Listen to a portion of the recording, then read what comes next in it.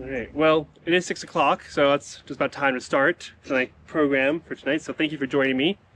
My name is Ranger Ben. I'm a ranger here at Kings Canyon National Park. I know most of you are probably here for the Dark Sky Festival, and this program is related to the Dark Sky Festival. Talking a little bit about light pollution and sort of how it affects one of our most precious resources, these dark skies. So we are lucky enough to have a guest speaker with us. Well, not guest speaker, I'm the speaker. This is just the guest with us tonight.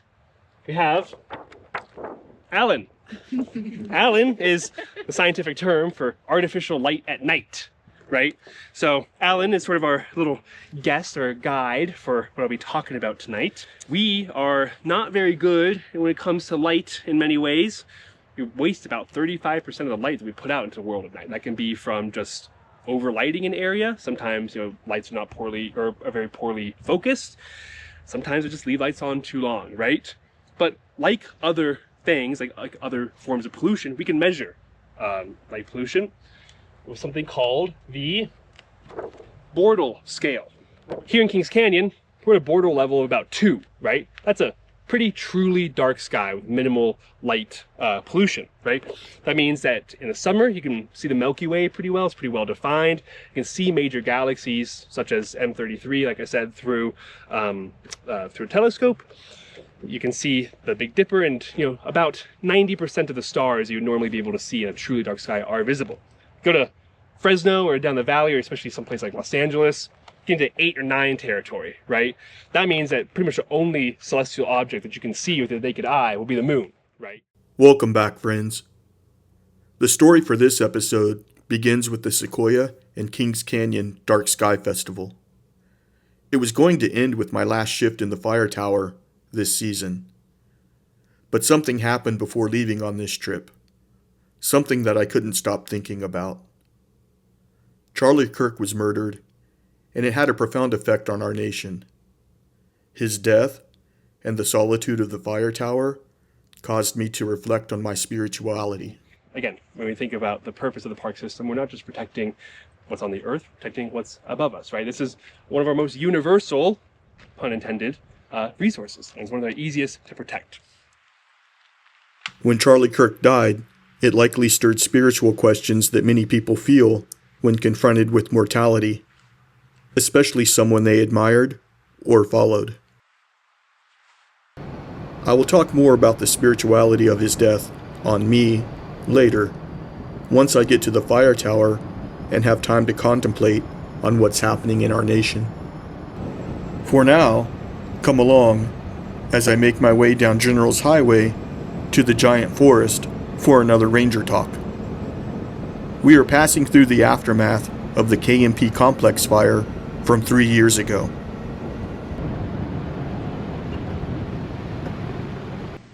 The smoke you see now, lingering above Redwood Canyon, is from the current Garnet fire.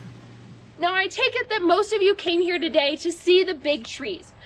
Let me take a step back. Who here came for the Dark Skies Festival? Okay, we've got some enthusiastic yeses. And who just came to Sequoia to see the trees and didn't even realize this was happening? Fantastic, oh my gosh. And now you get the best of both worlds. Now, if we travel back in time, before a time where we had GPS, before a time where we had compasses, everybody, or most people, were known to navigate the night and the day using their orientation based on the sun and how that passes through, and at night, what the phase of the moon was, and what stars could be seen in the sky. Now, if we decompose Ursa Major, which in Latin means big bear, there's also Ursa Minor, little bear, and we here in Sequoia National Park have bears. We have all black bears, which is the singular species that is known in California. All of our grizzly bears have been extinct for quite a while. So when you're walking around, please don't worry. The bears are very friendly. They are much more scared of you than you are of them. And they really just want the berries and the bugs. But all of the folklore that is surrounded around Ursa Major dates back very, very long time ago and is a very recognizable piece of our night sky, considering the Big Dipper and the Little Dipper are a part of these two constellations.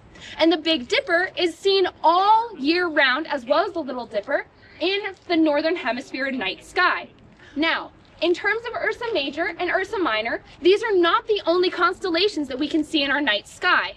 Not only is the night sky used for navigation, and many of the early explorers, and notably the people that occupied this territory way before the National Park Service existed, they oriented themselves and their agriculture around the night sky. But I find it really fascinating to be able to recount these things, because all of the wonder that we experience while we're navigating the forest is the same wonder that we can have when thinking about the night sky. There is still very little known about the space, and we are still in constant discovery of our universe and beyond the Earth. And I feel that when you're among these trees in a massive forest, similar thing. You are looking at trees that are made up of the same cellular type that we are and that the stars are. Many scientists have proved over time that everything is somewhat made up of stardust. So all of that wonder and awe you feel for the night sky and everything else that is around you goes into that same pieces of the beauty and immensity of these trees. So as you're wandering around, I really encourage you to navigate based off of your own senses. Navigate based off the sun. Be able to follow places that you wouldn't have otherwise based off of just the GPS or the little brick that you hold in your hand, which is something that we are very focused on these days. So let yourself just wander when you are among the forest, and I promise you it'll feel quite fulfilling and different from what you experience in your day-to-day life.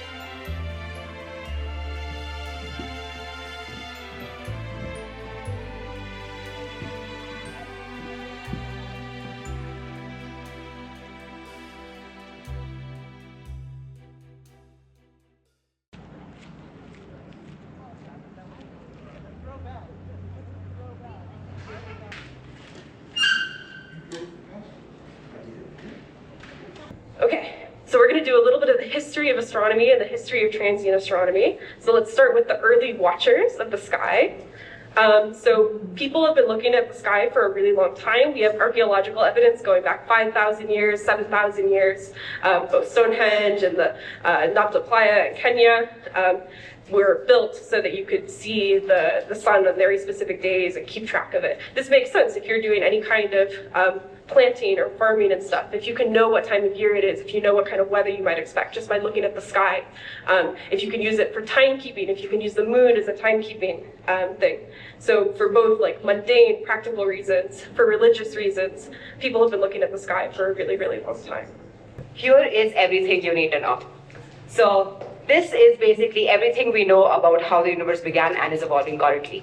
So we began in the Big Bang Theory, which this is through the Big Bang Theory, which is our current best model of the universe.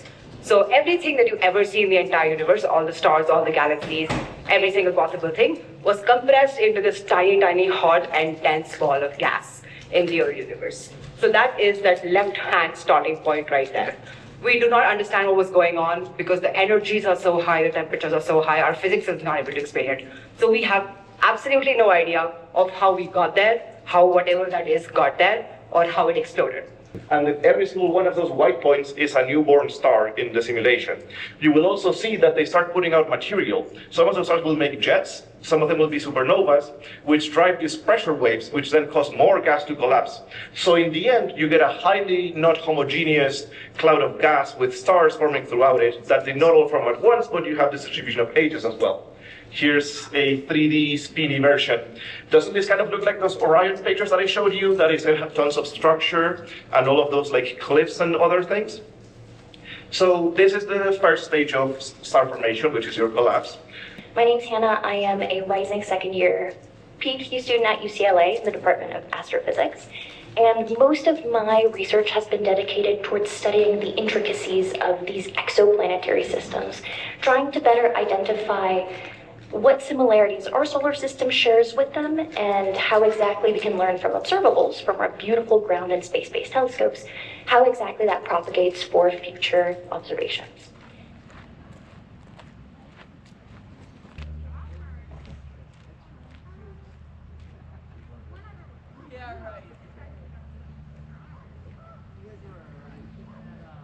So there's a very realistic possibility that I'm not going to say we're going to find anything, but I personally am very excited for the missions that NASA has been thinking about some of the moons of Jupiter and Saturn that may have oceans in which, again, there might be bacteria.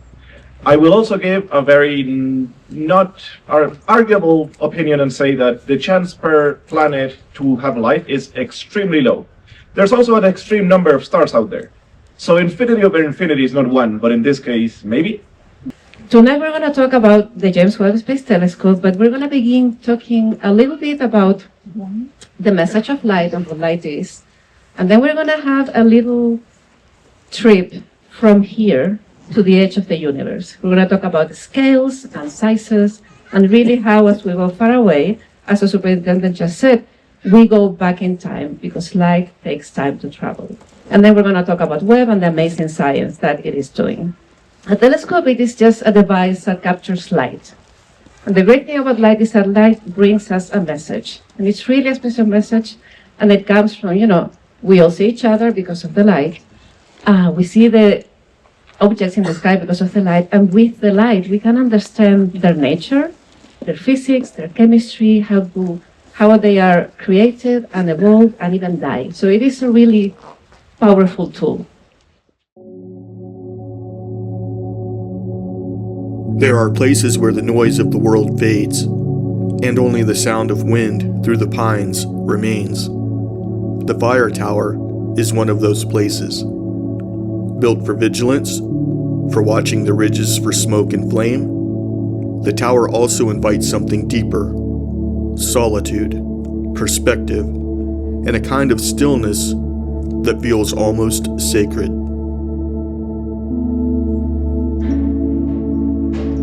In times of loss, when the ground beneath me feels uncertain, I need this higher view. I need a place to step back, to see further, and to ask the questions that only come when the world slows down.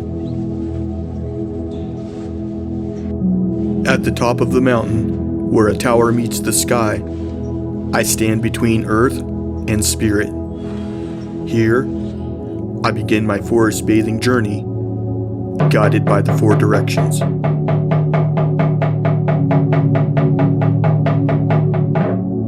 To the east, the rising sun. This is the breath of new beginnings, a chance to see the forest with fresh eyes, to notice what has always been here, waiting.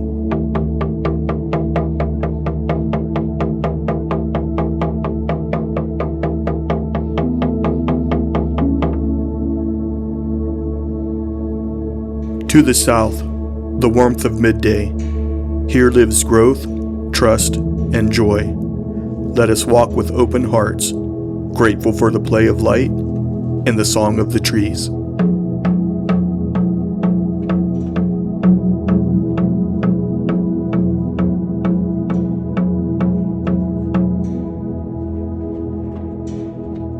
To the west, the setting sun, the time of release, of letting go. Breathe deeply and gift the forest your burdens, so the silence of twilight can hold them.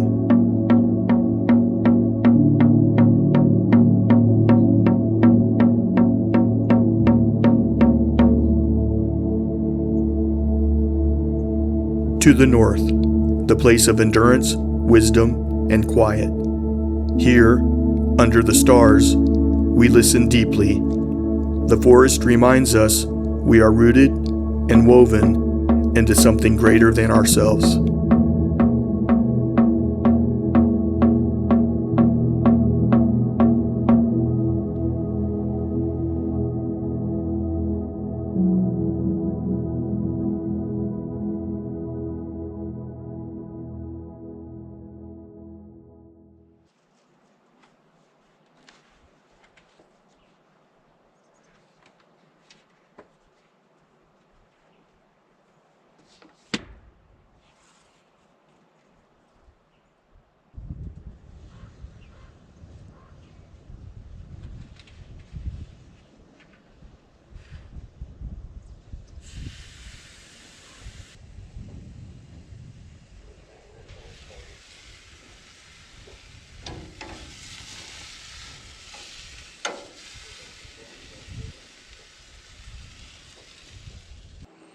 Are you okay?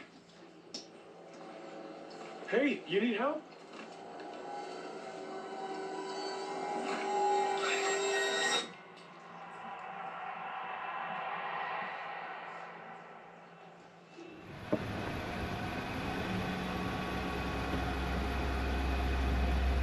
The last event I attended at this year's Dark Sky Festival was a naked eye astronomy program at Panoramic Point. We had sweeping views of Kings Canyon below and the Milky Way above.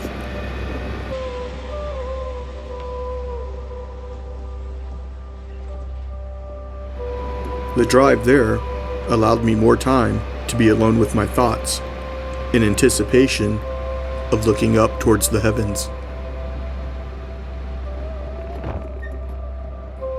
Lord, when a voice like Charlie Kirk's goes silent, something in us stirs.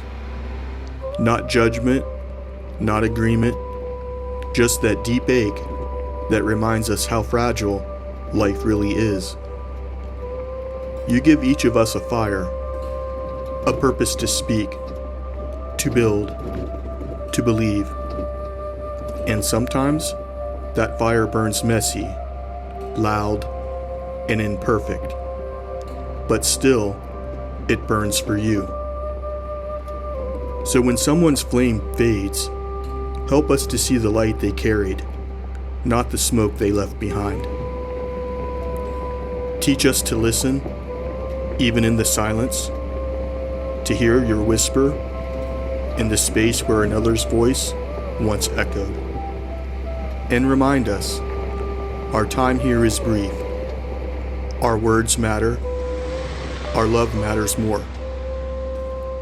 When the night grows still and the stars look down, may we carry their light forward until it's our turn to rest in your eternal light.